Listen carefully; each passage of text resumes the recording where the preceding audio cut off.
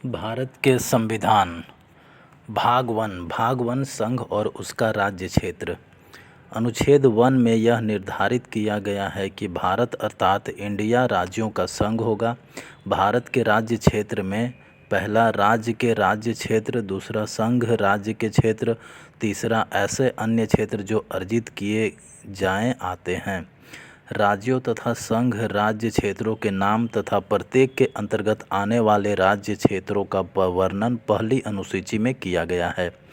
इस समय अनुसूची में 28 राज्य तथा 8 संघ राज्य क्षेत्र सम्मिलित हैं। अनुच्छेद 2 में यह उपबंध है कि संसद विधि द्वारा ऐसे निबंधनों एवं शर्तों पर जो वह ठीक समझे संघ में नए राज्यों का प्रवेश या उनकी स्थापना कर सकेगी। अनुच्छेद 30 क्या बोलता है? अनुच्छेद 3 नए राज्यों का निर्माण। संसद को यह अधिकार है कि वह विधि द्वारा किसी राज्य में से उसका राज्य क्षेत्र अलग करके अथवा किसी राज्य क्षेत्र को किसी राज्य के भाग के साथ मिलाकर नए राज्य का निर्माण कर सकती है। किसी राज्य का क्षेत्र बढ़ा सकती है संसद किसी राज्य का क्षेत्र घटा सकती है, या फिर संसद किसी राज्य की सीमाओं में परिवर्तन कर सकती है, या संसद किसी राज्य के नाम को परिवर्तित कर सकती है। ये सब बातें कही गई है अनुच्छेद 3 में।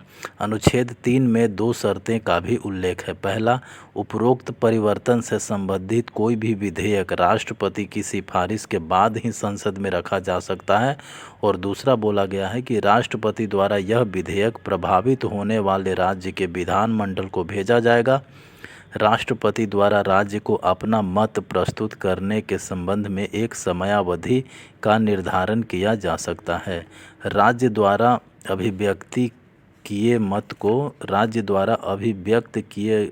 को स्वीकार अथवा अस्वीकार करने के लिए संसद बाध्य नहीं है। अनुच्छेद 4 कहता है कि अनुच्छेद 2 और 3 के अधीन निर्मित कोई भी कानून अथवा विधि अनुच्छेद 368 के प्रयोजनार्थ इस संविधान का संशोधन नहीं समझे जाएंगे।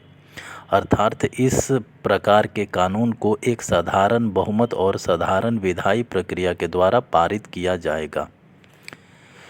राज्यों का गठन की बात करें तो स्वतंत्रता के समय भारत में 2 प्रकार की राजनीतिक इकाइयाँ थीं। पहला देसी रियासतें और दूसरा ब्रिटिश सरकार के अधीन प्रांत। सरदार पटेल एवं बीपी मेनन ने देसी रियासतों के विलय में महत्वपूर्ण भूमिका निभाई। भाषाई आधार पर राज्यों के पुनर्गठन को 1948 में गठित दर आयोग ने अस्वीकार कर दिया। हालांकि 1953 में आंध्र प्रदेश का गठन भाषाई आधार पर ही किया गया। यह भाषाई आधार पर गठित देश का प्रथम राज्य था। कौन? आंध्र प्रदेश। 22 दिसंबर 1953 को राज्यों के पुनर्गठन हेतु फजल अली आयोग गठित किया गया। इस आयोग की रिपोर्ट के आधार पर राज्य पुनर्गठन अधिनियम 1956 संसद द्वारा पारित किया गया। इस अधिनियम में कुल 14 राज्य थे। आंध्र प्रदेश, असम, बम्बई, बिहार, जम्मू कश्मीर, केरल, मध्य प्रदेश, मद्रास, मैसूर, उड़ीसा, उत्तर प्रदेश, पंजाब, राजस्थान एवं पश्चिम बंगाल तथा 6 केंद्र शासित प्रदेश थे। 6 केंद्र शासित प्रदेश कौन थे उस समय? दिल्ली, मणिपुर, त्रिपुरा, हिमाचल प्रदेश, अंडमान निकोबार द्वीप समूह, लक्षद्वीप, मिनिकॉय एवं अमीन द्वीप थे।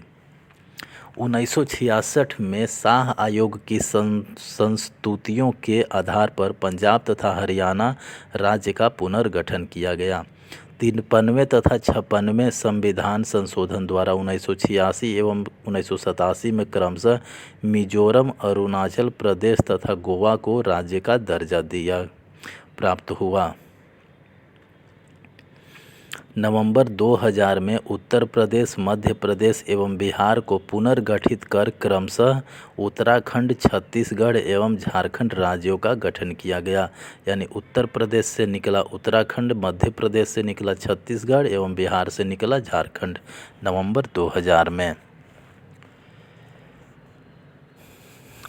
1960 से 2014 के दौरान राज्यों के दर्जे एवं नाम में परिवर्तन।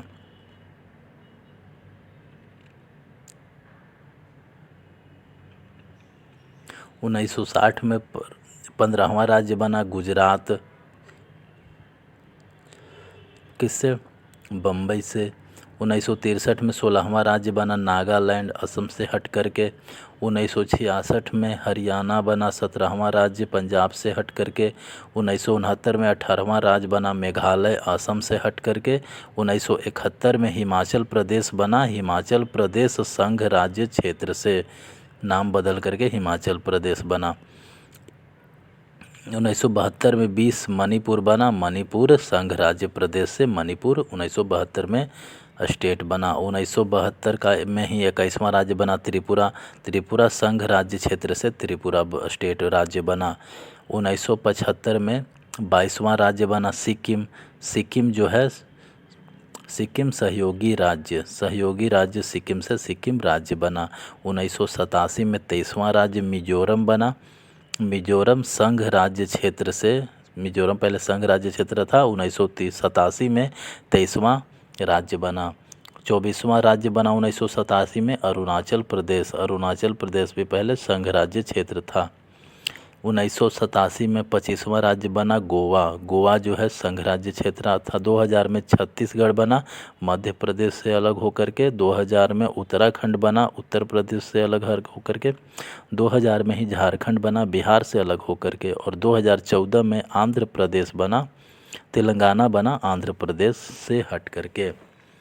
जम्मू एवं कश्मीर, जम्मू एवं कश्मीर की बात करें तो भारत में 28 राज्य और 8 केंद्र शासित प्रदेश हैं। जम्मू और कश्मीर पुनर्गठन अधिनियम 2019 के द्वारा पूर्व जम्मू कश्मीर राज्य को 2 केंद्र शासित प्रदेशों, एक जिसे पहले की भांति जम्मू और कश्मीर ही कहा जाता है तथा दूसरा लद्दाख के रूप में पुनर्गठित किया गया। 5 अगस्त 2019 को अधिनियम हेतु एक विधेयक राज्यसभा में पेश किया गया जो इसी दिन पारित हुआ। लोकसभा ने इसे 6 अगस्त 2019 को पारित किया और 9 अगस्त 2019 को राष्ट्रपति ने इसे स्वीकृति प्रदान की। विधेयक प्रस्तुत करने से पहले भारतीय संविधान के अनुच्छेद 370 के तहत राष्ट्रपति के आदेशों से जम्मू एवं कश्मीर के विशेष दर्जे को वापस ले लिया गया। इसके बाद भारतीय संविधान के सारे प्रावधान जम्मू और कश्मीर पर लागू हो गए। इस प्रकार राज्य की विधान परिषद सहित राज्य विधायकों को समाप्त कर दिया गया है और आगे से उसे केंद्र शासित प्रदेश जम्मू और कश्मीर की विधानसभा माना जाएगा। केंद्र शासित प्रदेश लद्दाख में 2 जिले लेह और कारगिल हैं। दोनों जिलों ने स्वायत्ता शासी जिला परिषद है। लद्दाख में निर्वाचित विधानसभा अथवा मुख्यमंत्री नहीं हैं। वर्तमान स्थिति की बात करें तो वर्तमान में भारत में 28 राज्य एवं 8 केंद्र शासित प्रदेश हैं। राज्य कितने हैं? आंध्र प्रदेश हैं, असम, अरुणाचल प्रदेश, बिहार, छत्तीसगढ़, गोवा, गुजरात, हरियाणा, हिमाचल प्रदेश, झारखंड, कर्नाटक, केरल, मध्य प्रदेश, महाराष्ट्र, मणिपुर, मेघालय, मिजोरम, नागालैंड, उड़ीसा, पंजाब, राजस्थान, सिक्किम, तमिलनाडु, तेलंगाना, त्रिपुरा, उत्तर प्रदेश, उत्तराखंड एवं पश्चिम बंगाल। 8 केंद्र शासित प्रदेश जो है वो केंद्र शासित प्रदेश अंडमान निकोबार द्वीप समूह, चंडीगढ़, दादरा एवं नगर हवेली तथा दमन एवं दीव, दादरा एवं नगर हवेली तथा दमन एवं दीव को 26 जनवरी 2020 से एक केंद्र शासित प्रदेश बना दिया गया है। दिल्ली, जम्मू एवं कश्मीर, लद्दाख, लक्षद्वीप एंड पुदुचेरी। अब बात करते हैं नागरिकता के बारे में। तो भाग 2 जो है नागरिकता से संबंधित है। भाग 2 के तहत अनुच्छेद 5 से 11 आता है। लोकतंत्रात्मक राज्य व्यवस्था में नागरिकता किसी व्यक्ति को राज्य की पूर्ण राजनीतिक सदस्यता प्रदान करती है। नागरिकता व्यक्ति को दायित्व, अधिकार, कर्तव्य एवं विशेषाधिकार प्रदान करती है जो कि विदेशियों को प्राप्त नहीं होते हैं। नागरिकों के अधिकार, नागरिकों के अधिकार क्या क्या हैं? तो संविधान में नागरिकों को निम्नलिखित अधिकार दिए हैं जो विदेशियों को उपलब्ध नहीं हैं। पहला अधिकार जो है संविधान के अनुच्छेद 15, 16, 19 एवं 29 द्वारा प्रदत्त मूल अधिकार सारे लागू होंगे हमारे नागरिक पर। केवल भारतीय नागरिक कुछ पद धारण कर सकते हैं, जैसे राष्ट्रपति का पद, उपराष्ट्रपति, उच्चतम एवं उच्च न्यायालय के न्यायाधीश का पद, महान्यायवादी, राज्यपाल, महाधिवक्ता। केवल नागरिकों को ही लोकसभा एवं राज्य विधानसभाओं के लिए मतदान करने का अधिकार है। भारतीय नागरिकता हेतु कुछ प्रावधान। अनुच्छेद 5 बताता है कि संविधान के प्रारंभ पर नागरिकता कैसे मिलती है। तो निम्नलिखित व्यक्ति 26 जनवरी 1950 को भारत के नागरिक बन गए। अनुच्छेद 5 संविधान के प्रारंभ पर नागरिकता कैसे मिलती है, ये अनुच्छेद 5 में बताया गया है। तो 26 जनवरी 1950 को कौन कौन से नागरिक बन गए? तो वह व्यक्ति जो भारत के राज्य क्षेत्र में अधिवासित था और जो भारत के राज्य क्षेत्र में जन्मा था, वह भारत के नागरिक बन गए। अधिवासी जिसके माता या पिता में से कोई भारत के राज्य क्षेत्र में जन्मा था। अधिवासी जो भारत के संविधान के ठीक पहले कम से कम 5 वर्षों तक भारत में मामूली तौर से निवास कर रहा था, वो भी भारत के नागरिक बन गए। पाकिस्तान से भारत को प्रव्रजन करने वाले के लिए नागरिकता, जो लोग पाकिस्तान से भारत आए उनके लिए नागरिकता अनुच्छेद 6 में बताया गया है। अनुच्छेद 6 के अनुसार पाकिस्तान से भारत आने वाला व्यक्ति भारतीय नागरिक कहलाएगा यदि वह 19 जुलाई 1948 से पहले भारत आया और तब से भारत के राज्य क्षेत्र में मामूली तौर से निवास कर रहा है।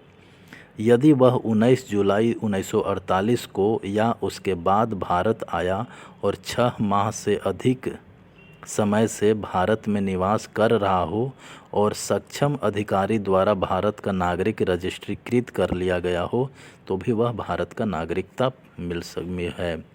यदि वह या उसके माता पिता में से कोई भारत शासन अधिनियम 1935 में परिभाषित भारत में जन्मा हो, तो वह भारत का नागरिक होगा।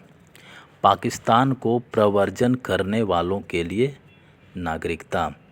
अनुच्छेद 7 बताता है कि अगर कोई व्यक्ति पाकिस्तान में चला जाता है तो चला गया होगा तो उसका नागरिकता क्या होगा। तो अनुच्छेद 7 के अनुसार यदि कोई व्यक्ति 1 मार्च 1947 के बाद भारत से पाकिस्तान के लिए प्रव्रजन किया, यानी भारत से पाकिस्तान चला गया, तो उसे भारत का नागरिक नहीं समझा जाएगा। दोहरी नागरिकता क्या होती है? तो अनुच्छेद 5, 6 एवं 8 के अधीन आने वाला व्यक्ति भारत का नागरिक नहीं रहेगा यदि वह किसी विदेशी राज्य की नागरिकता स्वेच्छा से अर्जित कर लेता है। यानी अनुच्छेद 9 बोलता है कि अगर कोई व्यक्ति दूसरे देश का नागरिकता प्राप्त कर लेता है तो वो भारत का नागरिक नहीं रहेगा। नागरिकता अधिनियम 1955 क्या बोलता है? तो अनुच्छेद 11 के अनुसार नागरिकता संबंधी कानून बनाने का अधिकार संसद के पास है। अनुच्छेद 11 क्या बोलता है? कि अनुच्छेद 11 बोलता है कि नागरिकता संबंधी कानून बनाने का अधिकार संसद के पास है। इसलिए संसद ने नागरिकता अधिनियम 1955 पारित किया, जिसमें नागरिकता प्राप्त करने के लिए निम्न प्रावधानों का वर्णन है। तो कैसे नागरिकता प्राप्त कर सकते हैं? तो पहला, जन्म से नागरिकता। वह व्यक्ति जिसका जन्म भारत में 26 जनवरी 1950 को या उसके बाद हुआ है, वह जन्म से ही भारत का नागरिक होगा। इसमें कुछ अपवाद है, जैसे अगर विदेशी राजनयिक के भारत में उत्पन्न बच्चे, यानी अगर कोई विदेशी जो है जैसे एम्बेसी में अगर उसका बच्चा भारत में जन्मा है तो वो नागरिक भारत का नहीं होगा। या फिर शत्रुओं के अधीन भारत के किसी भाग में उत्पन्न बच्चे, अगर किसी भारत के भाग पर शत्रु ने कब्जा कर लिया है तो वहाँ पे जन्मे बच्चे भी भारत के नागरिक नहीं होंगे। दूसरा वंशानुगत, 26 जनवरी 1950 या उसके पश्चात भारत के बाहर जन्म लेने वाला बच्चा वंशानुक्रम से भारत का नागरिक होगा यदि उसके माता या पिता में से कोई उसके जन्म के समय भारत का नागरिक हो। यानी अगर माँ या बाप में से कोई भी भारत का हो तो उसका बेटा चाहे दुनिया में जहाँ जन्म हो वह भारत का नागरिक ही कहलाएगा। रजिस्ट्रीकरण द्वारा भी भारत का नागरिक बना जा सकता है। कोई व्यक्ति जो ऊपर 1 और 2 में नहीं आता है वह कुछ शर्तों को पूरा करके भारत का नागरिक बन सकता है। उदाहरण के रूप में ऐसे व्यक्ति जिनका विवाह भारत के नागरिक से हुआ है या वे व्यक्ति जो भारतीय मूल के हैं उनसे विवाह हुआ हो तो वो भारत का नागरिक बन सकते हैं। देशीयकरण द्वारा भी लोग नागरिक बन सकते हैं। जैसे जब किसी विदेशी का देशीयकरण के लिए आवेदन भारत सरकार द्वारा मंजूर कर लिया जाता है तो वह भारत का नागरिक बन जाता है। भारत के राज्य क्षेत्र में मिल जाने से नागरिकता, अगर कोई दूसरा राज्य जो है वो भारत में आकर के मिल जाता है तो यदि कोई राज्य क्षेत्र भारत में मिल जाता है तब सरकार यह निर्दिष्ट करेगी कि उस राज्य क्षेत्र के कौन से व्यक्ति भारत के नागरिक हो जाएंगे। यानी अगर कोई दूसरा राज्य भारत में आकर के मिल जाएगा तो सरकार जो है वो फिक्स करेगा, बताएगा कि कौन कौन से हैं जो वो भारत के नागरिक बनेंगे। नागरिकता की समाप्ति कैसे होती है?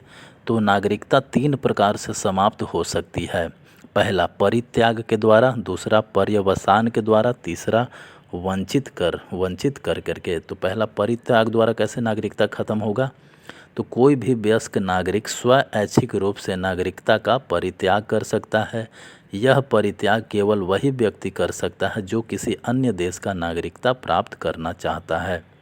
पर्यवसान द्वारा नागरिकता कैसे खत्म होगा? जब कोई भारतीय नागरिक स्वेच्छा से अन्य देश की नागरिकता प्राप्त करता है तब वह भारत का नागरिक नहीं रह जाता है। तीसरा वंचित कर दिया जाता है तब यदि किसी व्यक्ति ने कपट द्वारा भारत की नागरिकता अर्जित की है या राष्ट्र विरोधी कार्य किया है तब उसे नागरिकता से वंचित किया जा सकता है। एकल नागरिकता क्या होता है? तो पूरे भारत के लिए केवल एक नागरिकता है, राज्यों की अपनी अलग नागरिकता नहीं है। भारत में किसी एक राज्य में निवास करने वाले व्यक्ति को वही अधिकार प्राप्त हैं जो किसी अन्य राज्य में निवास करने वाले भारतीयों को है। अमेरिका एवं स्विट्जरलैंड में दोहरी नागरिकता है, अर्थात राष्ट्रीय एवं राज्यों की नागरिकता। नागरिकता संशोधन विधेयक 2019 द्वारा नागरिकता अधिनियम में संशोधन किया गया जिसे संसद ने 11 दिसंबर 2019 को पारित किया और 12 दिसंबर 2019 को राष्ट्रपति की स्वीकृति मिली। संशोधित अधिनियम अफगानिस्तान, बांग्लादेश और पाकिस्तान के 6 धार्मिक समुदाय हिंदू, सिख, बौद्ध, जैन, पारसी और ईसाई अवैध विदेशी प्रवासियों को भारतीय नागरिकता के योग्य बनाता है। यह उन लोगों पर लागू होगा जो अपने अपने देशों में धर्म के आधार पर प्रताड़ना के कारण या ऐसी प्रताड़ना के भय से भारत में शरण लिए हुए हैं और 31 दिसंबर 2014 से पहले भारत में प्रवेश कर चुके हैं। नागरिकता प्राप्ति पर ऐसे प्रवासी भारत में अपने प्रवेश की तिथि से भारतीय नागरिक माने जाएंगे और उनके गैर कानूनी प्रवास या नागरिकता संबंधी सभी कानूनी कार्यवाही बंद हो जाएगी। अधिनियम की 3री अनुसूची को संशोधित कर तीनों देशों के वर्णित समुदायों के आवेदकों को सहजीकरण द्वारा नागरिकता के योग्य माना गया है यदि वे भारत में 5 वर्ष तक अपना निवास साबित कर सकें। पहले इसके लिए 11 वर्ष की अनिवार्यता थी। भाग 3 संबंधित है मूल अधिकार से। मूल अधिकार भाग 3 में है। भाग 3 में आता है अनुच्छेद 12 से लेकर के 35 तक। लोकतांत्रिक शासन व्यवस्था में मूल अधिकार वे अधिकार हैं जो किसी व्यक्ति के पूर्ण शारीरिक, मानसिक एवं नैतिक विकास हेतु अनिवार्य है। इन अधिकारों को राज्य के विरुद्ध न्यायपालिका का संरक्षण प्राप्त है। राज्य राज्य यानी राज्य के अंतर्गत भारत सरकार और संसद तथा राज्यों में से प्रत्येक राज्य की सरकार और विधानमंडल तथा भारत के राज्य क्षेत्र के भीतर या भारत सरकार के नियंत्रण के अधीन सभी स्थानीय और अन्य प्राधिकारी आते हैं। यह बात बोला गया है अनुच्छेद 12 में। मौलिक अधिकार संयुक्त राज्य अमेरिका के संविधान के अधिकार पत्र यानी बिल ऑफ राइट्स से लिया गया है। मौलिक अधिकारों में संशोधन। भारत के उच्चतम न्यायालय द्वारा विभिन्न मामलों में निर्णय तथा संसद द्वारा किए गए संशोधनों का परिणाम यह है कि पहला, मूल अधिकार का संशोधन किया जा सकता है। दूसरा, प्रत्येक ऐसे संशोधन में न्यायालय यह विचार करेगा कि क्या मूल अधिकारों के संशोधन से संविधान के किसी आधारिक लक्षण बेसिक फीचर का निराकरण या विनाश तो नहीं हो रहा, और यदि ऐसा होता है तो संविधान उस विस्तार तक शून्य रहेगा। उच्चतम न्यायालय द्वारा आधारिक लक्षण की कोई सूची जारी नहीं की गई है, लेकिन उसके कई निर्णयों से कुछ मूल ढांचे यानी बेसिक स्ट्रक्चर के बारे में पता चलता है, जैसे संविधान की सर्वोच्चता, संसदीय प्रणाली, न्यायिक पुनर्विलोकन, पंथ निरपेक्ष शक्तियों का पृथक्करण आदि। मौलिक अधिकारों की स्थिति। मौलिक अधिकारों की स्थिति की बात करें तो पहला संविधान संशोधन 1951 में हुआ। इसमें अनुच्छेद 31 द्वारा प्रत्याभूत संपत्ति के अधिकार को सीमित किया गया। फिर हुआ शंकरी प्रसाद बनाम भारत संघ। शंकरी प्रसाद बनाम भारत संघ वाद जो 1951 में हुआ था, इस मामले में यह प्रश्न उठाया गया, क्या संसद मौलिक अधिकारों का संशोधन कर सकती है। इस संदर्भ में सुप्रीम कोर्ट ने यह निर्णय दिया कि अनुच्छेद 368 में निहित प्रक्रिया के अनुसार संविधान संशोधन विधि के अंतर्गत नहीं आता, अतः संसद संविधान में संशोधन कर सकती है। गोलकनाथ बनाम पंजाब राज्य। गोलकनाथ बनाम पंजाब राज्य 1967 में जो हुआ, इस मामले में सर्वोच्च न्यायालय ने यह निर्णय दिया कि मौलिक अधिकारों को संविधान में सर्वोपरि स्थिति प्रदान की गई है, इसलिए संसद अनुच्छेद 368 द्वारा मौलिक अधिकारों में कोई परिवर्तन नहीं कर सकती है। 24वां संविधान संशोधन जो 1971 में हुआ। 24वां संविधान संशोधन जो 1971 में हुआ, यह अधिनियम गोलकनाथ के मामले में उत्पन्न स्थिति के संदर्भ में पारित हुआ। अनुच्छेद 13 एवं 368 में संशोधन करके संविधान में संशोधन करने के संसद के अधिकारों के बारे में सभी प्रकार के संदेहों को दूर किया गया, अर्थात संसद को संविधान के किसी भी उपबंध को, जिसमें मौलिक अधिकार भी शामिल है, संशोधित करने का अधिकार होगा। यानी मौलिक अधिकार को भी संशोधित किया जा सकता है। केशवानंद भारती बनाम केरल राज्य। केशवानंद भारती बनाम केरल राज्य 1973 में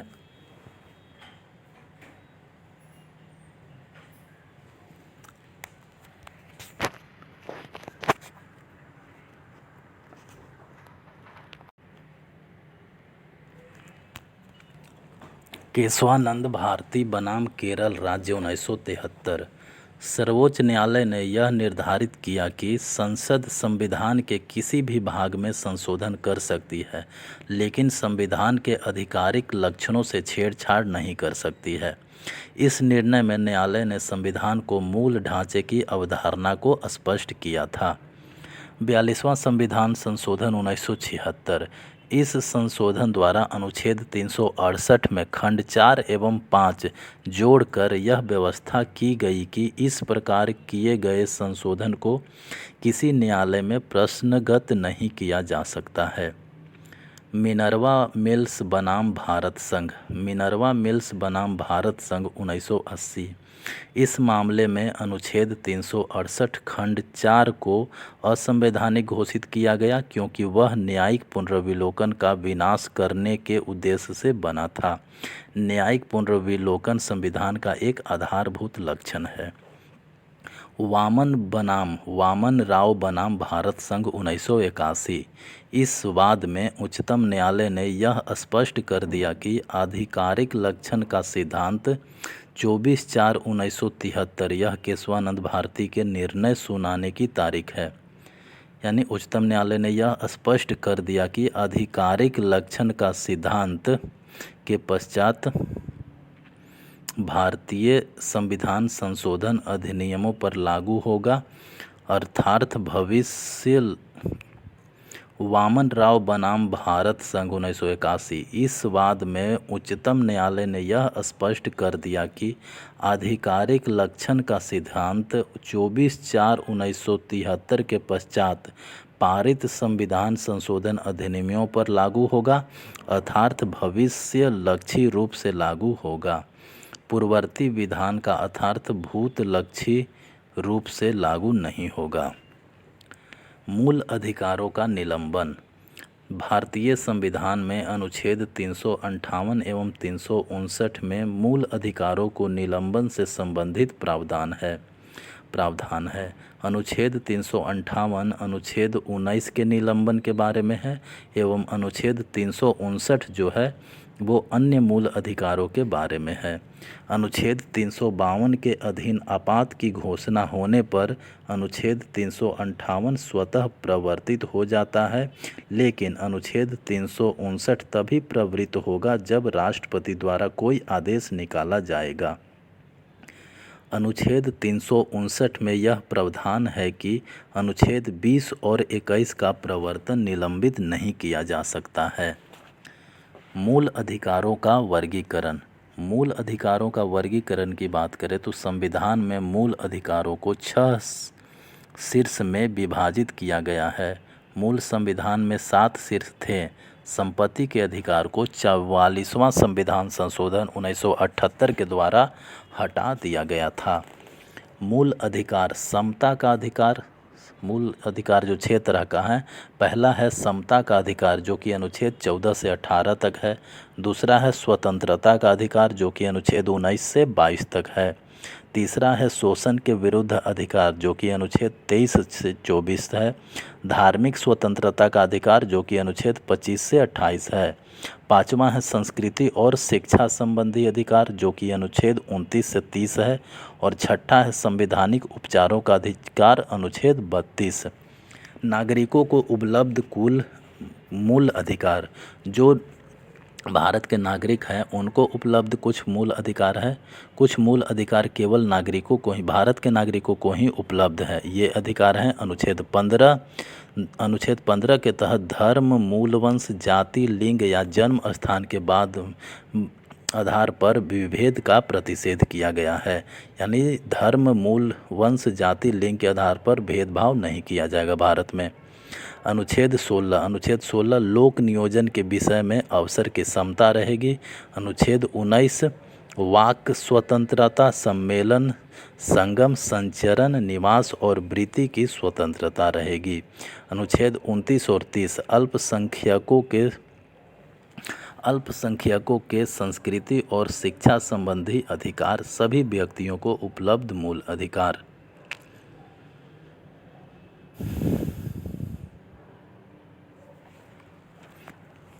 सभी व्यक्तियों को उपलब्ध मूल अधिकार कौन कौन से हैं, चाहे वो इंडिया के हों चाहे इंडिया से बाहर के हों। अनुच्छेद 14 विधि के समक्ष समाज समता, विधि के समक्ष सभी को। अनुच्छेद 20 अपराध के लिए दोष सिद्धि के संबंध में संरक्षण।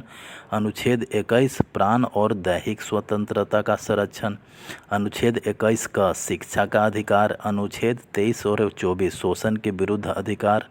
अनुच्छेद 25, 26, 27 और 28 धर्म की स्वतंत्रता। नकारात्मक एवं सकारात्मक भाषा क्या होता है?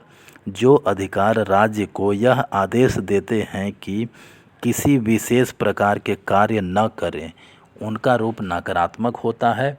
उदाहरण के लिए अनुच्छेद 14, 15(1), 16(2), 18(1), 20, 21, 22(1), 27 और 28(1) की रचना नकारात्मक रूप से है, इसमें कार्य करने की मना की गई है। और अनुच्छेद 19(1), 21 क 29, 30 और 32 की भाषा सकारात्मक है, क्योंकि इसमें कार्य करने के लिए बोला गया है। अब डिटेल से पढ़ते हैं मूल अधिकार। पहला है समता का अधिकार, यानी right to equality. Right to equality, विधि के समक्ष समता। अनुच्छेद 14। अनुच्छेद 14 क्या बोलता है कि विधि के सामने सभी लोग समान होंगे। इसके अनुसार राज्य भारत के राज्य क्षेत्र में किसी व्यक्ति को विधि के समक्ष समता से या विधियों के समान संरक्षण से वंचित नहीं करेगा। दूसरा, धर्म, मूल वंश, जाति, लिंग या जन्म स्थान के आधार पर विभेद का प्रतिषेध किया गया है। अनुच्छेद 15 बोलता है कि किसी भी नागरिक के साथ धर्म, मूल वंश, जाति, लिंग या जन्म स्थान के आधार पर भेदभाव नहीं करना है।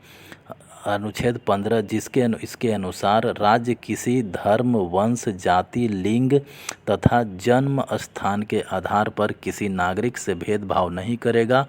किसी नागरिक को उपरोक्त आधार पर किसी भी स्थान पर जाने से रोका नहीं जाएगा, लेकिन राज्य स्त्रियों एवं बच्चों के लिए विशेष उपबंध कर सकता है। तीसरा, लोक नियोजन के विषय में अवसर की समता। अनुच्छेद 16, लोक नियोजन के विषय में अवसर की समता, यह अनुच्छेद 16 में है। अनुच्छेद 16 के अनुसार राज्य के अधीन नियोजन में सभी नागरिकों के लिए अवसर की समानता होगी। अनुच्छेद 16(3) के तहत राज्य किसी विशेष पद हेतु नियोजन में किसी क्षेत्र विशेष में अधिवास को अर्हता के रूप में घोषित कर सकता है। अनुच्छेद 16(4) के अनुसार पिछड़े वर्ग को पर्याप्त प्रतिनिधित्व देने के लिए आरक्षण का उपबंध किया जा सकता है। और अनुच्छेद 16(5) के अनुसार धार्मिक संस्था या संप्रदाय के किसी पद को उसी संप्रदाय के व्यक्तियों के लिए आरक्षित किया जा सकता है। अस्पृश्यता का अंत अनुच्छेद 17 में है। अनुच्छेद 17 के अनुसार यह अनुच्छेद अस्पृश्यता का अंत करता है और उसका किसी भी रूप में आचरण निषिद्ध करता है। अस्पृश्यता को समाप्त करने के लिए संसद द्वारा अस्पृश्यता यानी अपराध अधिनियम 1955 पारित किया गया। 1976 में इसमें मूलभूत परिवर्तन किया गया और इसका नया नाम नागरिक अधिकार संरक्षण अधिनियम रखा गया। उपाधियों का अंत अनुच्छेद 18 में है। अनुच्छेद 18 उपाधियों का अंत करता है। इस संबंध में निम्न प्रावधान है। सेना या विद्या संबंधी सम्मान के अलावा राज्य कोई और उपाधि प्रदान नहीं करेगा। भारत का कोई नागरिक किसी विदेशी राज्य से कोई उपाधि स्वीकार नहीं करेगा। यदि कोई विदेशी राज्य के अधीन लाभ या विश्वास का पद धारण करता है तो वह राष्ट्रपति की सहमति के बिना किसी विदेशी राज्य से कोई उपाधि स्वीकार नहीं करेगा। चौथा, राज्य के अधीन लाभ या विश्वास के किसी पद को धारण करने वाला कोई व्यक्ति किसी विदेशी राज्य से या उसके अधीन किसी रूप में कोई भेंट, उपलब्धि या पद राष्ट्रपति की सहमति के बिना स्वीकार नहीं कर सकता है। तो ये थे समता के अधिकार। समता के अधिकार में अनुच्छेद 14 विधि के समक्ष समानता होगी। अनुच्छेद 15 धर्म, मूल वंश, जाति, लिंग या जन्म के स्थान पर भेदभाव नहीं करना है। अनुच्छेद 16 लोक नियोजन के विषय में समान अवसर देना है। छुआछूत अस्पृश्यता का अंत अनुच्छेद 17 के अनुसार छुआछूत का नहीं करना है। अनुच्छेद 18 उपाधियों का अंत, यानी कोई भी उपाधि नहीं लेगा। क्या है? दूसरा शीर्ष है स्वतंत्रता का अधिकार, यानी राइट टू फ्रीडम।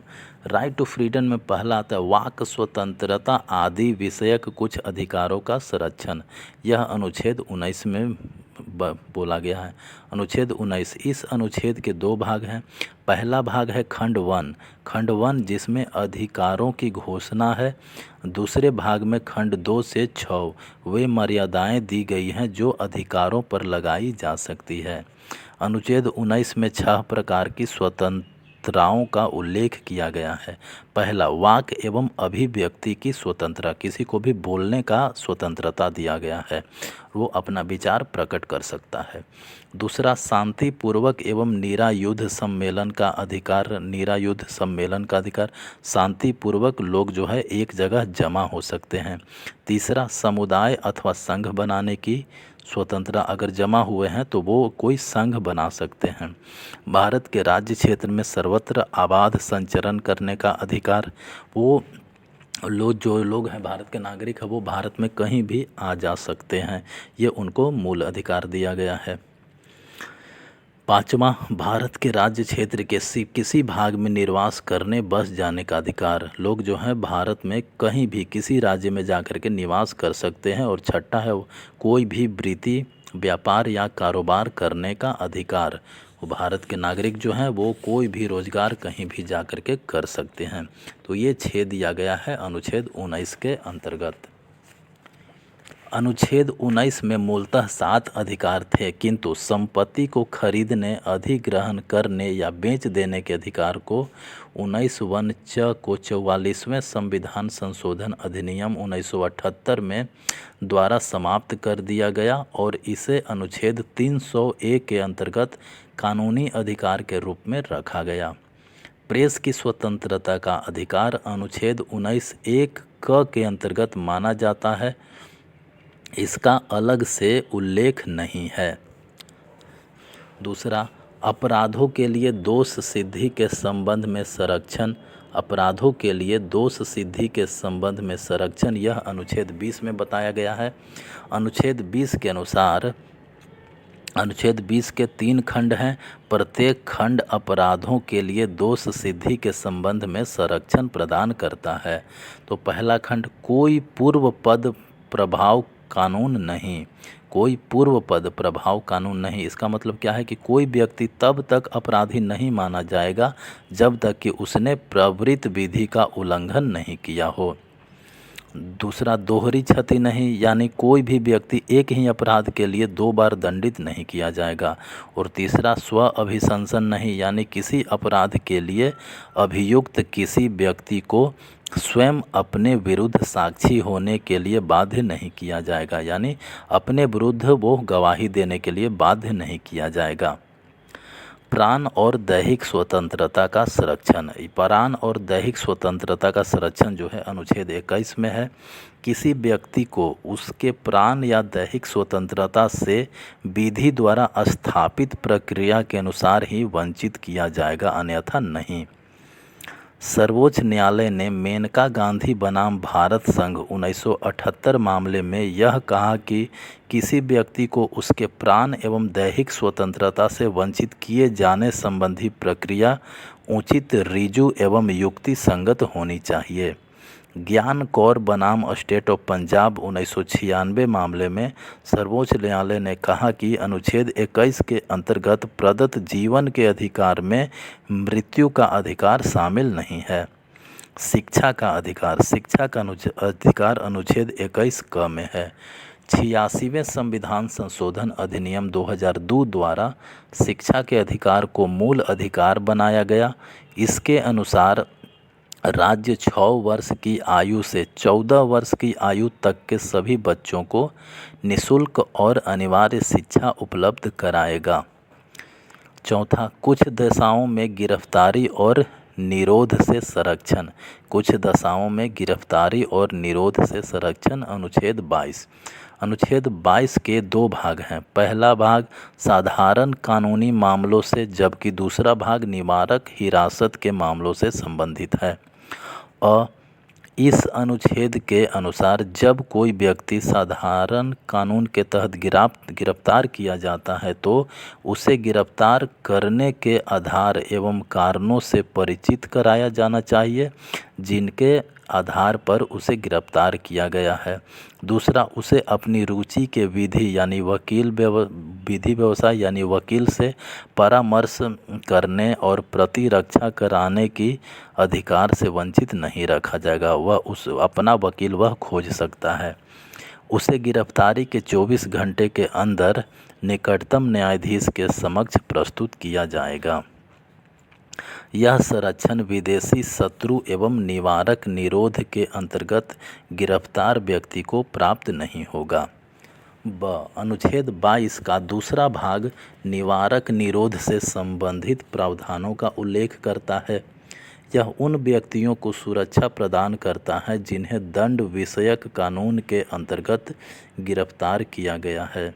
यह सुरक्षा नागरिक एवं विदेशी दोनों को उपलब्ध है। यह सुरक्षा नागरिक एवं विदेशी दोनों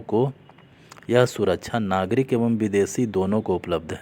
इसमें शामिल है कि पहला, निवारक निरोध के अंतर्गत किसी व्यक्ति को 3 माह से अधिक के लिए निरुद्ध नहीं किया जाएगा, लेकिन यदि संबंधित व्यक्ति की 3 माह से अधिक अवधि तक रखना आवश्यक है तो इसके लिए सलाहकार बोर्ड की संस्तुति अनिवार्य होगी।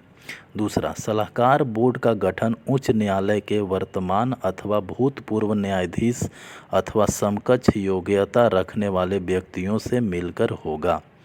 इस बोर्ड द्वारा इस आशय की संस्तुति देने के बाद ही गिरफ्तारी की अवधि 3 माह से अधिक अवधि के लिए बढ़ाई जाएगी। संसद द्वारा बनाए गए निवारक निरोध कानून। संसद द्वारा कुछ निवारक निरोध कानून बनाए गए हैं। पहला, निवारक निरोध अधिनियम 1950। निवारक निरोध अधिनियम 1950। आंतरिक सुरक्षा अधिनियम मीसा 1971। विदेशी मुद्रा संरक्षण एवं तस्करी निवारण अधिनियम 1974। आतंकवादी एवं विध्वंसकारी क्रियाकलाप अधिनियम टाडा 1985। टाडा को 1995 में समाप्त कर दिया गया है। आतंकवाद निवारण अधिनियम पोट्टा 2002। पोट्टा को 2004 में निरस्त कर दिया गया है। तीसरा मौलिक अधिकार है शोषण के विरुद्ध अधिकार, यानी राइट अगेंस्ट एक्सप्लॉयटेशन। मानव के दुर्व्यवहार और बलात्संग का प्रतिषेध, ये अनुच्छेद 23 में दिया गया है। अनुच्छेद 23 के अनुसार यह अनुच्छेद मानव दुर्व्यापार, बलात्संग और इसी प्रकार के अन्य बलात्संग पर रोक लगाता है, लेकिन राज्य सार्वजनिक उद्देश्यों के लिए अनिवार्य सेवा अधिरोपित कर सकता है। कारखानों आदि में बालकों के नियोजन का प्रतिषेध। बालक को काम पर कारखाना में नहीं रखा जाएगा, यह अनुच्छेद 24 में बोला गया है। तो 14 वर्ष से कम आयु के बालकों को किसी कारखाने, खान अथवा अन्य संकट नियोजन में नहीं लगाया जाएगा। MC मेहता बनाम तमिलनाडु 1996 में उच्चतम न्यायालय ने यह आदेश दिया कि शिवकाशी में माचिस उद्योग में किसी बालक को नियोजित नहीं किया जाएगा। चौथा जो मूल अधिकार है वो धर्म की स्वतंत्रता का अधिकार है, right to freedom of religion. संविधान की उद्देशिका में कहा गया है कि हमारा गणराज्य अन्य बातों के साथ साथ पंथ निरपेक्ष है। 42वां संशोधन द्वारा उद्देशिका में पंथ निरपेक्ष शब्द जोड़ा गया। संविधान में पंथ निरपेक्षता की अवधारणा धर्म विहीन राज्य की अवधारणा नहीं है। इसका अर्थ है कि राज्य का अपना कोई धर्म नहीं है, सभी धर्मों को समान आदर तथा संरक्षण प्राप्त है। धर्म के आधार पर किसी के साथ विभेद नहीं किया जाएगा और प्रत्येक व्यक्ति को धर्म की पूर्ण तथा समान स्वतंत्रता प्राप्त है। अनुच्छेद 25 से लेकर के 28 में सभी व्यक्तियों को धर्म के सभी पक्षों में स्वतंत्रता के अधिकार के उपबंधों का वर्णन है। अंतःकरण की और धर्म के अबाध रूप से मानने, आचरण और प्रचार करने की स्वतंत्रता अनुच्छेद 25 में बताई गई है। अंतःकरण की और धर्म के अबाध रूप से मानने, आचरण और प्रचार करने की स्वतंत्रता अनुच्छेद 25 में बताई गई है। धार्मिक कार्यों के प्रबंध की स्वतंत्रता। धार्मिक कार्यों के प्रबंध की स्वतंत्रता अनुच्छेद 26 में बताया गया है। अनुच्छेद 25 और 26 द्वारा दिए गए अधिकार असीम नहीं है। एक तो वे लोक व्यवस्था नैतिकता और स्वास्थ्य के अधीन रहते हुए दिए गए हैं। दूसरे राज्य विधि बनाकर आर्थिक, वित्तीय या राजनीतिक या अन्य लौकिक क्रियाकलाप को विनियमित कर सकता है। तीसरा, किसी विशिष्ट धर्म की अभिवृद्धि के लिए करों के संदाय के बारे में स्वतंत्रता, अनुच्छेद 27। किसी धर्म की बढ़ाने के लिए उसको कर मुक्त किया गया है। कुछ शिक्षण संस्थाओं में धार्मिक शिक्षा या धार्मिक उपासना में उपस्थित होने के बारे में भी स्वतंत्रता दिया गया है अनुच्छेद 28 के अनुसार। अनुच्छेद 28 के अनुसार कुछ शिक्षण संस्थानों में धार्मिक शिक्षा या धार्मिक उपासना में उपस्थित होने के बारे में स्वतंत्रता दी गई है। और पांचवा जो मूल अधिकार है, संस्कृति और शिक्षा संबंधी अधिकार। पांचवा है संस्कृति और शिक्षा संबंधी अधिकार, कल्चरल एंड एजुकेशनल राइट्स। पहला, अल्पसंख्यक वर्गों के हितों का संरक्षण अनुच्छेद 29 के तहत किया जाता है। पहला, भारत के नागरिकों को अपनी विशेष भाषा, लिपि या संस्कृति को बनाए रखने का अधिकार है, यह अनुच्छेद 29 में है। अनुच्छेद 29 का दूसरा, राज्य द्वारा पोषित अथवा राज्य निधि से सहायता पाने वाले किसी शिक्षण संस्था में प्रवेश से किसी भी नागरिक को केवल धर्म, मूल वंश, जाति, भाषा या इनमें से किसी के आधार पर वंचित नहीं किया जाएगा। दूसरा बात, शिक्षण संस्थाओं की स्थापना और प्रशासन करने का अल्पसंख्यक वर्गों का अधिकार है, यह अनुच्छेद 30 में बताया गया है कि वो शिक्षण संस्था खोल सकते हैं, उसका प्रचार ये सब कर सकते हैं। यह अनुच्छेद यानी अनुच्छेद 30 धर्म और भाषा पर आधारित सभी अल्पसंख्यक वर्गों को अपनी रुचि की शिक्षण संस्थाओं की स्थापना और प्रशासन का अधिकार देता है। अल्पसंख्यक शिक्षा संस्थाएं 3 प्रकार की होती हैं। राज्य से आर्थिक सहायता व मान्यता प्राप्त करने वाले संस्था। दूसरा होता है ऐसे संस्था जो राज्य से मान्यता लेते हैं किंतु आर्थिक सहायता प्राप्त नहीं करते हैं। और तीसरा जो होता है ऐसे संस्थान जो राज्य से मान्यता एवं सहायता दोनों ही नहीं लेते हैं। TMA फाउंडेशन बनाम कर्नाटक राज्य 2003। TMA फाउंडेशन बनाम कर्नाटक राज्य 2003। इस मामले में सर्वोच्च न्यायालय ने यह कहा कि यद्यपि सरकार और विश्वविद्यालय गैर सहायता प्राप्त अल्पसंख्यक शैक्षणिक संस्थाओं की प्रवेश तथा नियुक्ति संबंधी नीतियों को नियंत्रित नहीं कर सकती है, तथापि वे इसके लिए शैक्षणिक योग्यता नियत कर सकती है तथा शैक्षणिक स्तर बनाए रखने के लिए नियम बना सकती है। छठा जो मूल अधिकार है वो है संवैधानिक उपचारों का अधिकार, राइट टू कॉन्स्टिट्यूशनल रिमेडीज। अनुच्छेद 32 में दिए गए संविधान उपचारों के अधिकार के द्वारा मौलिक अधिकारों को उच्चतम न्यायालय द्वारा प्रवर्तनीय बनाया गया है। रीट क्या होता है? उच्चतम न्यायालय किसी भी मूल अधिकार के संबंध में निर्देश या आदेश या रीट जारी कर सकता है। संविधान में 5 प्रकार के रीट का उल्लेख है। पहला, बंदी प्रत्यक्षीकरण यानी हैबेस कॉर्पस। दूसरा, परमादेश यानी मैंडेमस। तीसरा, प्रतिषेध यानी प्रोहिबिशन। चौथा, उत्प्रेषण यानी सर्टियोरैरी। पांचवा, अधिकार परीक्षा यानी को वारंटो। बंदी प्रत्यक्षीकरण हैबेस कॉर्पस क्या होता है? इसके द्वारा न्यायालय किसी गिरफ्तार व्यक्ति को न्यायालय के सामने प्रस्तुत करने का आदेश देता है। इस रीट के लिए आवेदन पीड़ित व्यक्ति की ओर से कोई भी कर सकता है। यह रीट किसी भी राज्य या व्यक्ति के खिलाफ जारी किया जा सकता है। परमादेश मैंडमस परमादेश। यह रीट तब जारी किया जाता है जब न्यायालय को यह लगता है कि कोई सार्वजनिक पदाधिकारी, न्यायालय अथवा निगम अपने दायित्वों का पालन नहीं कर रहा है और किसी व्यक्ति का मौलिक अधिकार प्रभावित हो रहा है। इसके लिए आवेदन पीड़ित व्यक्ति द्वारा दिया जाता है। तीसरा जो रीट है वो है प्रतिषेध यानी प्रोहिबिशन। इसे उच्च न्यायालय द्वारा किसी अधीनस्थ न्यायालय को या अधिकरणों को अपने न्याय क्षेत्र से उच्च न्यायिक कार्यों को करने से रोकने के लिए जारी किया जाता है।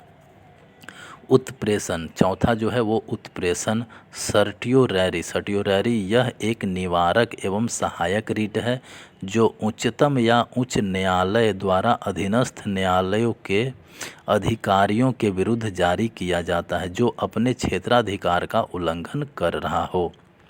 अधिकार परीक्षा को वारंटो क्या होता है? इसे न्यायालय द्वारा किसी व्यक्ति द्वारा सार्वजनिक कार्यालय के अवैध अनाधिकार ग्रहण करने को रोकने के लिए जारी किया गया है। को वारंटो क्या? इसे न्यायालय द्वारा किसी व्यक्ति द्वारा सार्वजनिक कार्यालय अवैध, जैसे कोई गलत ढंग से नौकरी प्राप्त कर लेता है तो उसको रोकने के लिए को वारंटो अधिकार परीक्षा उससे पूछा जाता है। अनुच्छेद 32 और 226। अनुच्छेद 32 के द्वारा उच्चतम न्यायालय मूल अधिकारों के प्रवर्तन के लिए रीट जारी कर सकता है और उसे नकार नहीं सकता है, लेकिन अनुच्छेद 226 के तहत उपचार उच्च न्यायालय के विवेकानुसार है, इसलिए वह अपने रीट न्याय क्षेत्र को नकार भी सकता है। इस तरह उच्चतम न्यायालय को मूल अधिकारों का रक्षक एवं गारंटी देने वाला बनाया गया है।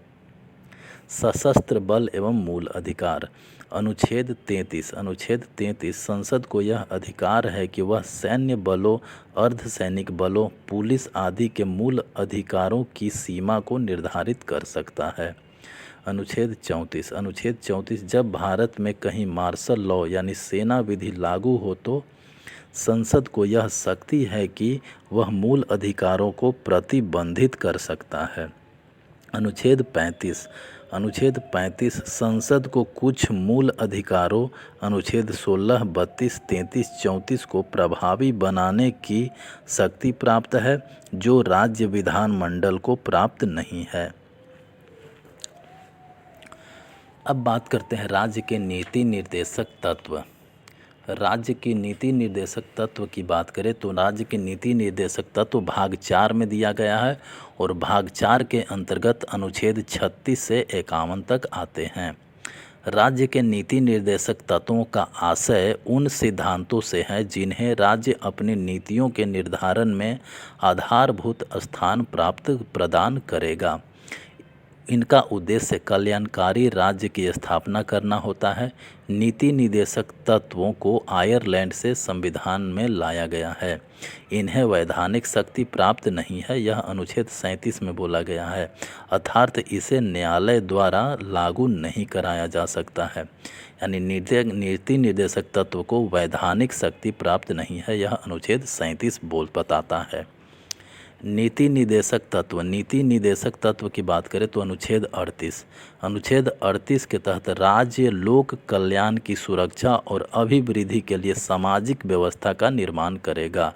हर राज्य जो है वो सामाजिक व्यवस्था का निर्माण करेगा, यह बोला गया है अनुच्छेद 38 में। अनुच्छेद 39 राज्य अपनी नीति का संचालन इस प्रकार करेगा। तो कोई भी राज्य जो है वो सभी पुरुष एवं स्त्रियों को जीविका के लिए पर्याप्त साधन प्राप्त करने का अधिकार देगा। सामूहिक हितों को ध्यान में रखते हुए भौतिक संसाधनों का वितरण करेगा।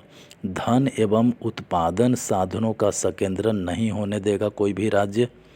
पुरुषों एवं स्त्रियों को समान कार्य के लिए समान वेतन देगा राज्य। पुरुषों तथा स्त्रियों के स्वास्थ्य का दुरुपयोग न हो और न ही उनका आर्थिक शोषण हो, ये बताया गया है राज्य को। अनुच्छेद 39 के अंतर्गत राज्य लोगों के लिए समान न्याय एवं निःशुल्क विधिक सहायता की व्यवस्था करेगा। अनुच्छेद 40 की बात करें तो राज्य ग्राम पंचायतों को स्वायत्त शासन की इकाइयाँ के रूप में संगठित करेगा। अनुच्छेद 40 बोला गया है कि राज्य जो है ग्राम पंचायतों को स्वायत्त शासन की इकाइयाँ के रूप में ग्राम पंचायत की स्थापना अनुच्छेद 40 में बोला गया है। अनुच्छेद 41 की बात करें तो राज्य अपने आर्थिक सामर्थ्य और विकास की सीमाओं के भीतर काम पाने के, शिक्षा पाने के और बेकारी, बुढ़ापा, बीमारी और निःशक्तता तथा अन्य अनर्ह अभाव की दशाओं में लोक सहायता पाने के अधिकार को प्राप्त करने का प्रभावी उपबंध करेगा। अनुच्छेद 41 क्या बोलता है? अनुच्छेद 41 राज्य अपने आर्थिक सामर्थ्य और विकास की सीमाओं के भीतर काम पाने के, शिक्षा पाने के और बेकारी, बुढ़ापा, बीमारी और निःशक्तता तथा अन्य अनर्य अभाव की दशाओं में लोक सहायता पाने के अधिकार को प्राप्त कराने का प्रभावी उपबंध करेगा। यानी अनुच्छेद 41 के अनुसार अगर कोई बेरोजगार है तो उसको रोजगार देने का प्रावधान करेगा, कोई बूढ़ा है तो उसको देखभाल करने का प्रावधान करेगा, वृद्धा आश्रम बनवाएगा। अनुच्छेद 42 के अनुसार राज्य काम की न्याय संगत और मनोचित दशाओं को सुनिश्चित करने के लिए और प्रसूति सहायता के लिए उपबंध करेगा कि काम जो है जहाँ काम कर रहा है मानव, वो मानव काम करने लायक हो, वह जगह मानव के काम करने लायक हो, ये सुनिश्चित करेगा। अनुच्छेद 43 अनुच्छेद 43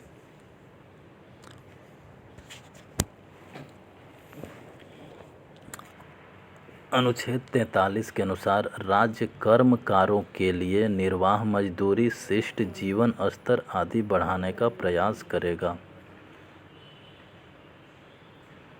अनुच्छेद 43 राज्य कर्मकारों के लिए निर्वाह मजदूरी, शिष्ट जीवन स्तर आदि बढ़ाने का प्रयास करेगा।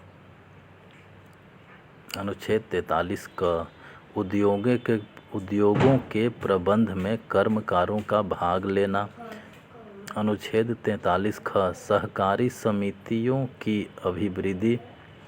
अनुच्छेद 44 जो है वो भारत के समस्त राज्य क्षेत्र में नागरिक के लिए एक समान सिविल संहिता प्राप्त करने का प्रयास करेगा। अनुच्छेद 44 के अनुसार कोई भी राज्य जो है वो राज्य भारत के समस्त राज्य क्षेत्र में नागरिकों के लिए एक समान सिविल संहिता प्राप्त कराने का प्रयास करेगा। अनुच्छेद 45 के अनुसार 86वें संविधान संशोधन 2002 द्वारा संशोधित राज्य 6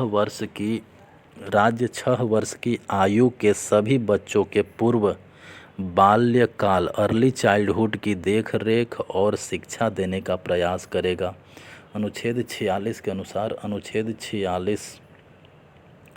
राज्य जनता के दुर्बल वर्गों, विशेषकर अनुसूचित जातियों और अनुसूचित जनजातियों की शिक्षा और अर्थ संबंधी हितों की विशेष सावधानी से अभिवृद्धि करेगा और सभी प्रकार के शोषण से उनकी सुरक्षा करेगा। अनुच्छेद 47 के तहत राज्य पोषाहार स्तर और जीवन स्तर को ऊंचा करने, लोक स्वास्थ्य का सुधार करने का प्रयास करेगा और मादक द्रव्यों और हानिकारक औषधियों का निषेध करेगा। यानी अनुच्छेद 47 बोलता है कि राज्य जो है अच्छा खाना प्रोवाइड करवाएगा और शराब को रोकेगा। अनुच्छेद 48 राज्य कृषि और पशुपालन को आधुनिक ढंग से संगठित करने और दुधारू पशुओं के वध पर रोक लगाने के लिए कदम उठाएगा। अनुच्छेद 48 के अनुसार राज्य जो है पशुपालन और कृषि ये सबको बढ़ावा देगा। अनुच्छेद 48 का के अनुसार राज्य देश के पर्यावरण के संरक्षण तथा संवर्धन और वन तथा वन्य जीवों की रक्षा करने का प्रयास करेगा। अनुच्छेद 49 के अनुसार राज्य राष्ट्रीय महत्व के स्मारकों, स्थानों और वस्तुओं का संरक्षण करेगा। राज्य में जितने भी अच्छे अच्छे मोनूमेंट्स हैं उनकी संरक्षण करने का जिम्मेदारी राज्य का ही है। अनुच्छेद 50 की बात करें तो राज्य की लोक सेवाओं में न्यायपालिका को कार्यपालिका से पृथक करने के लिए राज्य कदम उठाएगा। अनुच्छेद 50 में न्यायपालिका को कार्यपालिका से अलग रखने की बात की गई है। अनुच्छेद 51 के तहत राज्य अंतर्राष्ट्रीय शांति और सुरक्षा की अभिवृद्धि का प्रयास करेगा। अनुच्छेद 51 के तहत राज्य राष्ट्रों के बीच न्याय संगत और सम्मानपूर्ण संबंधों को बनाए रखने का प्रयास करेगा। राज्य संगठित लोगों के एक दूसरे से व्यवहारों में अंतर्राष्ट्रीय विधि और संधि बाध्यता के प्रति आदर बढ़ाने का प्रयास करेगा और अंतर्राष्ट्रीय विवादों को मध्यस्थता द्वारा निपटारे के लिए प्रोत्साहन देने का प्रयास करेगा। संविधान संशोधन द्वारा जोड़े गए नीति निर्देशक तत्व। 42वां संविधान संशोधन 1976 में जो हुआ उसके अनुसार उसके द्वारा 42वां संविधान संशोधन 1976 द्वारा अनुच्छेद 39 क जोड़ा गया, अनुच्छेद 39 च जोड़ा गया, अनुच्छेद 43 क जोड़ा गया और अनुच्छेद 48 क जोड़ा गया। फिर 44वां संविधान संशोधन 1978 जो हुआ उसके द्वारा अनुच्छेद 38(2) जोड़ा गया। नीति निर्देशक तत्व की तरह महत्व रखने वाले अन्य अनुच्छेद 350 क में प्राथमिक स्तर पर मातृभाषा में शिक्षा देने की बात की गई है। अनुच्छेद 351 हिंदी भाषा को प्रोत्साहन देने की बात अनुच्छेद 351 में कही गई है। नीति निर्देशक तत्व और मौलिक अधिकारों में अंतर। नीति निर्देशक तत्व और मौलिक अधिकारों में अंतर। न्यायालय द्वारा नीति निर्देशक तत्व जो है वो न्यायालय द्वारा प्रवर्तित नहीं कराया जा सकता है, लेकिन मौलिक अधिकार जो है वो न्याय के योग्य है। नीति निर्देशक तत्व की प्रकृति सकारात्मक है, लेकिन मौलिक अधिकार का प्रकृति जो है वो नकारात्मक है। नीति निर्देशक तत्व केवल नैतिक शक्ति प्राप्त है और मौलिक अधिकार को कानूनी शक्ति प्राप्त है। नीति निर्देशक तत्व का उपयोग राज्य के लिए किया जाता है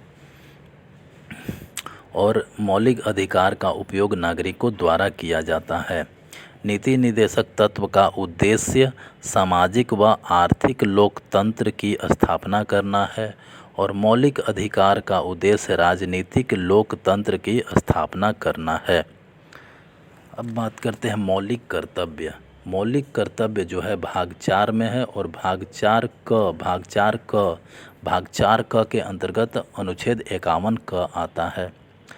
मौलिक कर्तव्य मूल संविधान का भाग नहीं था। मौलिक कर्तव्य जो है वो मूल संविधान का भाग नहीं था। इन्हें सरदार स्वर्ण सिंह समिति 1976 की सिफारिश पर 42वां संविधान संशोधन अधिनियम 1976 द्वारा संविधान में जोड़ा गया। मौलिक कर्तव्य जो है यूएसएसआर के संविधान से ग्रहण किया गया है। वर्तमान में इनकी संख्या 11 है। मौलिक कर्तव्य 51 क में है। अनुच्छेद 51 क की बात करें तो अनुच्छेद 51 क भारत के प्रत्येक नागरिक का यह कर्तव्य होगा कि वह संविधान का पालन करे और उसके आदर्शों, संस्थाओं, राष्ट्रध्वज और राष्ट्रगान का आदर करे। भारत का नागरिक जो है वो स्वतंत्रता के लिए हमारे राष्ट्रीय आंदोलन को प्रेरित करने वाले उच्च आदर्शों को हृदय में संजोए रखे और उनका पालन करे। भारत का जो नागरिक है वो भारत की प्रभुता, एकता और अखंडता की रक्षा करे और उसे अक्षुण्ण बनाए रखे। भारत का जो नागरिक है वो देश की रक्षा करे और आह्वान किए जाने पर राष्ट्र की सेवा करे। भारत के सभी लोगों में समरसता और समान भ्रातृत्व की भावना का निर्माण करे, जो धर्म, भाषा और प्रदेश या वर्ग पर आधारित सभी भेदभाव से परे हो, ऐसी प्रथाओं का त्याग करे जो स्त्रियों के सम्मान के विरुद्ध है। भारत के वो जो नागरिक हैं वो हमारी सामाजिक संस्कृति की गौरवशाली परंपरा का महत्व समझे और उसका परिरक्षण करे। नागरिक प्राकृतिक पर्यावरण को, जिसके अंतर्गत वन, झील, नदी और वन्य जीव उनकी रक्षा करे और उसका संवर्धन करे तथा प्राणी मात्र के प्रति दया भाव रखें। वैज्ञानिक दृष्टिकोण, मानववाद और ज्ञानार्जन तथा सुधार की भावना का विकास करें। सार्वजनिक संपत्ति को सुरक्षित रखें और हिंसा से दूर रहें। व्यक्तिगत और सामूहिक गतिविधियों के सभी क्षेत्रों में उत्कर्ष की ओर बढ़ने का सतत प्रयास करें, जिससे राष्ट्र निरंतर बढ़ते हुए प्रयत्न और उपलब्धि की नई ऊंचाइयां को छू ले। 6 वर्ष की आयु से 14 वर्ष के आयु के बच्चों के माता पिता और प्रतिपाल्य के संरक्षक उन्हें शिक्षा के अवसर प्रदान करें। यह बात जो है 86वां संविधान संशोधन 2002 के द्वारा जोड़ा गया।